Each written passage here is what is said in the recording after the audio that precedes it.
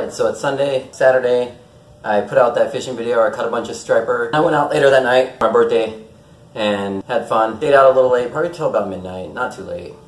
Then I came home, you know, obviously went to bed, slept in. Didn't go fishing this morning. Fishing around 1 o'clock to about 2:30 out at Roadrunner Park. It was 107 degrees outside. It was super hot. Didn't catch anything. But I've been wanting to do this rod and reel video, rod and reel arsenal video, because I got a new rod and reel for my birthday. Let's get into it.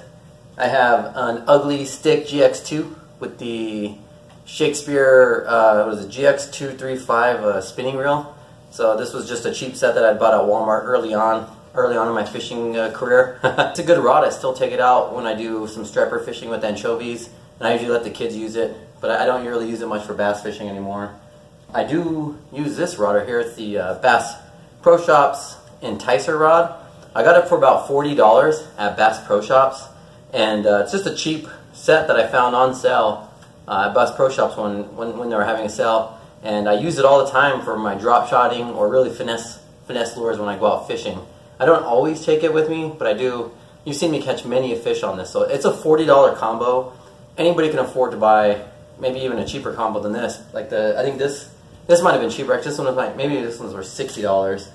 But yeah, $40, get you out there fishing. You know, I've been able to catch bass on this, striped bass. It's worth the money that I paid for it. This next set is, actually, let's go in order of one that I bought. This is probably the first bait caster, it is the first bait caster that I bought, and it was Abu Garcia Black Max. So anybody who's looking into getting into using bait casters, buy this bait caster and then watch Fluke Master's video on how to use the Black Max. This reel has lasted me forever, and I still love it. Even though I got better reels, like it's still a good reel.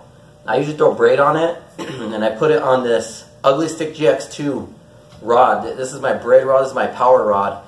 If I'm fishing with a frog or anything where I really got to set the hook, like when I did that video with Bubba Bass, in the reservoir, I took this one with me because I knew I was going to have to set the hook really hard and power them out of bush. And every confidence that this rod is not going to break. It's a 6.6 medium action. When I first started using rods, I thought that this Ugly Stick GX2, why would I buy anything else? This thing's awesome for me. It works for me. And it wasn't until I started trying out different rods that I realized, like, this thing's pretty heavy. And I mean, I have a frog on it. Usually when I'm fishing with a frog and I'm twitching it, it starts to burn the forearms a little. But I tell myself, don't be a wimp and continue to use it. But this rod's great for powerhousing the fish out of there. And it still works. So if you're looking for a cheap set, you can get the Black Max on the Ugly Stick GX2. The Ugly Stick GX2 is probably $40 to $60. And this reel right here is about $30 to $40. So it's a pretty cheap set. So the next set that I bought was this. This was the first time I spent over $200 with rod and reel set, and I got the Johnny Morris Titanium 8. But I didn't know what I was doing. This is it's a 610 medium heavy fast action rod. So I got a little bit bigger than 6.6 with this rod, but I still didn't understand that. You know, you need a 7-foot rod when you're bass fishing. When I purchased my first over 7-foot rod, and I switched back to this rod when I'm fishing, it just feels weird. But I figured since I was using the 6.6 Ugly Stick GX2, I didn't really need anything much longer because I felt like I was getting good casting distance. But this rod is still great. This Titanium 8, it was $129, and then the reel is the Bass Pro Shops Pro Qualifier reel.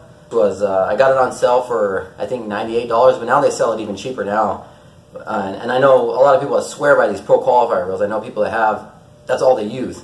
It's a great reel, great rod. I love this. I love this package. I just wish I would have got it a little longer. Back then, I wasn't educated that, you know, the longer rods really do help you get a better casting distance. So the next rod that I purchased was the Abu Garcia Ike. It's the Mike Iaconelli Signature Series or design. It's a 7.2 medium heavy.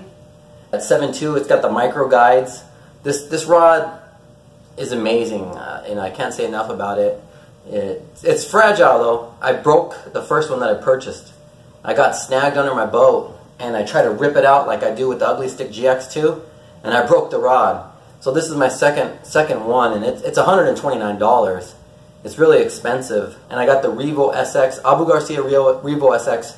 I love this setup, and as I'm looking at it right now, it's super dirty. I really don't put rod covers on. You know, sometimes I'll throw these in the back of my truck. So I use my rods every weekend. I'm not going to try to sit there and keep them pretty, you know. I use these things as a tool. With this rod and reel, it's a good set. I could afford to go out and purchase, you know, probably a $400 rod, $400 reel. I'm lucky enough to be able to do that, but I don't. And when I purchase these rods and reels, I don't go out and just buy them just whenever. I usually wait for like a special occasion like my birthday, Father's Day, or Christmas. That's usually the only times I get new rods and reels. I don't just go out and blow my money. Even though you have the means to buy something, it doesn't mean you just go out and blow your money. You gotta be smart about it, and that's what I try to do. When I was younger, I used to do that all the time, and I learned my lesson. And so that's probably why I have the means to be able to go out, buy a $400 reel, $400 rod, because I save my money now, and I don't just go out and blow it on everything that I want to buy. So anyways, my birthday coming up, I purchased this rod. I purchased it a little bit earlier. I got really anxious because I started looking and shopping online to see what I wanted, and I saw this Johnny Morris Platinum Signature Series, and it's a 7.4 medium heavy fast action rod, and you can already see that I've landed tons of fish on it in my videos. Paired it with this loose speed spool. I always wanted to try the speed spool out, but I didn't go and buy the expensive one.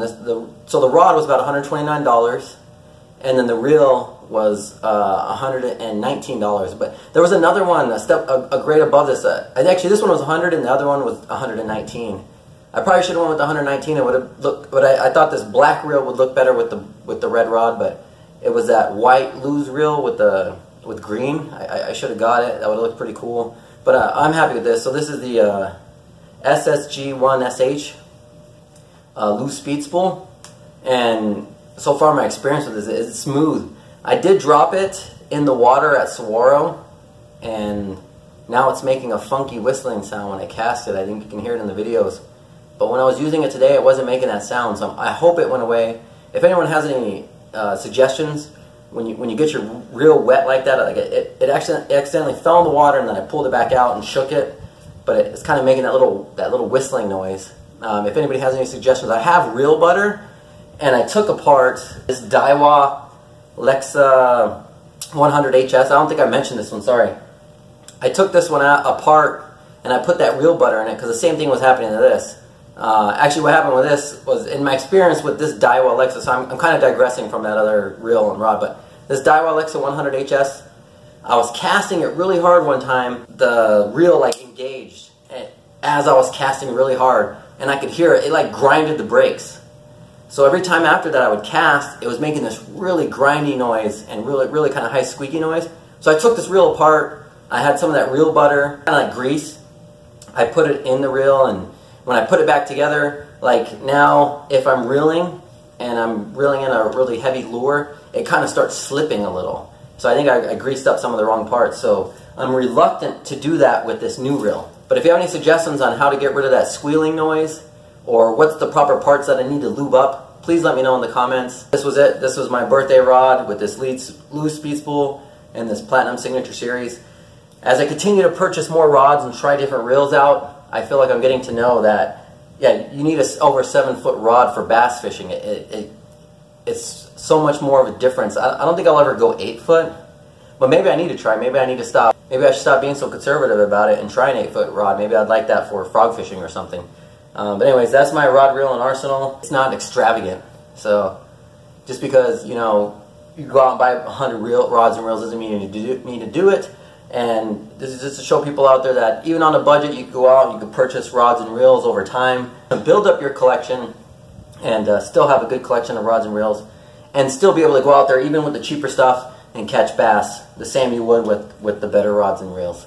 So I hope you enjoyed this rod and reel arsenal. I enjoy fishing with these rods and reels. I enjoy making these videos, and I'll see you guys next weekend when I go fishing.